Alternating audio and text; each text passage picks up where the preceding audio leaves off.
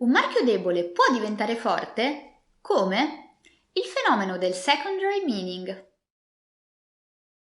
In un precedente video di cui vi lasciamo il link in descrizione, abbiamo parlato delle differenze di tutela tra marchio debole e marchio forte.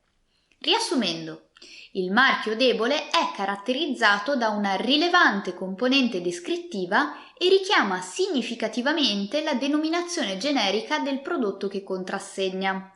Proprio per questo ha una scarsa capacità distintiva e quindi gode di una tutela inferiore rispetto al marchio forte. Al contrario, il marchio forte è dotato di una forte capacità distintiva, proprio perché è totalmente svincolato dal prodotto che rappresenta.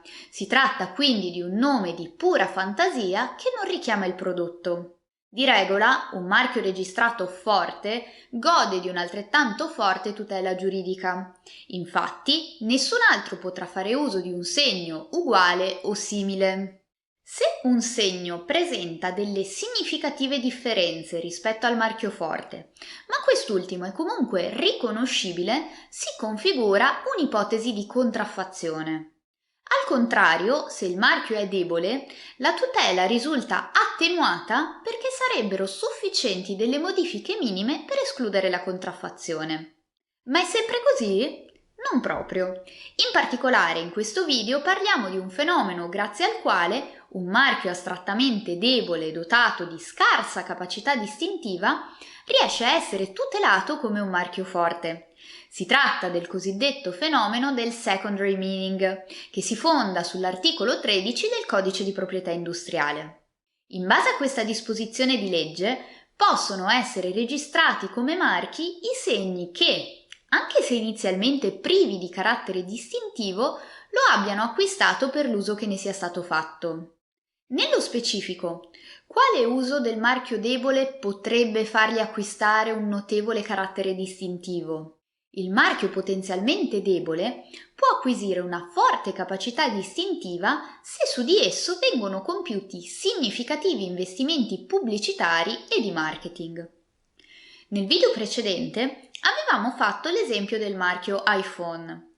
Avevamo detto che iPhone sarebbe in astratto un marchio debole, perché composto quasi esclusivamente dalla parola phone, nome generico del prodotto. Tuttavia, il titolare del marchio ha compiuto massicci investimenti pubblicitari sui prodotti marchiati iPhone e proprio grazie a tali investimenti oggi il consumatore medio riesce immediatamente a riconoscere quando si trova di fronte a un iPhone originale e quando invece ha a che fare con un prodotto contraffatto. Il marchio dunque è diventato forte in quanto dotato di notevole carattere distintivo. Come? Grazie alle massicce campagne pubblicitarie. Come concludevamo nel precedente video, quindi che non vi venga la brillante idea di marchiare il vostro nuovo cellulare Uphone. Un altro esempio riguarda il noto marchio italiano Divani e Divani. È evidente che Divani e Divani sia un marchio descrittivo e quindi potenzialmente debole.